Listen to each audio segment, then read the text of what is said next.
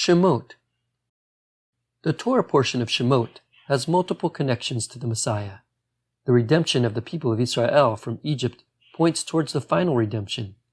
The repetition of the names of the tribes in the end of Genesis and in the beginning of Exodus point towards the first redemption from Egypt and the second and final redemption. Even Joseph's death points towards the Messiah. The rabbis teach that the redemption from Egypt alludes to the final redemption. Jeremiah 23 verse 5 through 8 talks about this exact concept. Behold, the days come, saith the Lord, that I will raise unto David a righteous shoot, and he shall reign as king and prosper, and shall execute justice and righteousness in the land. In his days Yehudah shall be saved, and Israel shall dwell safely. And this is his name whereby he shall be called. The Lord is our righteousness. Therefore, behold, the days come, saith the Lord, that they shall no more say, As the Lord liveth, that brought up the children of Israel out of the land of Egypt. But, As the Lord liveth, that brought up and that led the seed of the house of Israel out of the north country, and from all the countries whither I had driven them, and they shall dwell in their own land. This prophecy and others like it predict that the end times and the coming of Messiah will mirror the events of the redemption from Egypt. In this prophecy, God will raise up a righteous shoot from David, and he will be King Messiah. This Messiah will bring forth the children of Israel out from all the countries, just as Moshe brought the children of Israel out from Egypt. The book of Exodus begins with the list of Yaakov's sons, who came down with him to Egypt. The list is a repeat from the end of Genesis. What's the reason for this repeat? To point towards two different redemptions. The first from the exile in Egypt, which caused the creation of the nation of Israel, and the second from the exile throughout the nations, which will cause the creation of the everlasting kingdom of David. The Midrash relates that the Torah lists each name because each one points towards the redemption. The Hebrew spelling of Reuven contains the Hebrew word for saw, which relates to Exodus 3 verse 7. And the Lord said, I have surely seen the affliction of my people that are in Egypt, and have heard their cry by reason of their taskmasters, for I know their pains. The Hebrew spelling of Simeon contains the word heard, as it says in Exodus 2 verse 24. And God heard their groaning, and God remembered his covenant with Avraham, with Isaac, and with Yaakov. The name Levi, which means joined, points towards God joining himself with Israel's suffering, as it says in a section of Psalms 91 verse 15, I will be with him in trouble. The name Yehudah, which means praise, corresponds to Israel praising God at the other end of the Red Sea for delivering them from Egypt.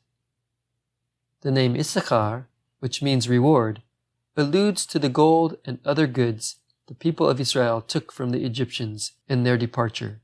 As it says in Genesis 15 verse 14, afterward they shall come out with great substance.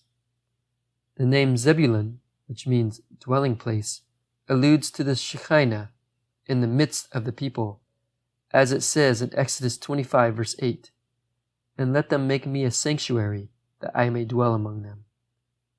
The name Benjamin, which means son of the right hand, points towards the deliverance at the Red Sea. As the people of Israel said right after being delivered in Exodus 15 verse 6, Thy right hand, O Lord, glorious in power. Thy right hand, O Lord, dasheth in pieces the enemy. The name Dan, which means judgment, refers to God's judgment of Egypt. As it says in a section of Genesis 15 verse 14, That nation whom they shall serve will I judge. The name Naphtali, which sounds like the Hebrew word for honeycomb, points towards the giving of the Torah and the commandments, as it says in Psalms 19 verse 11, sweeter also than the honey and the honeycomb. The name God, which sounds like the Hebrew word for coriander, points towards the manna, as it says in Exodus 16 verse 31, It was like coriander seed. The name Asher, which means blessed, points towards the congratulations the peoples gave when they heard the story of the Exodus, as it says in Malachi 3 verse 12, "And all nations shall call you blessed."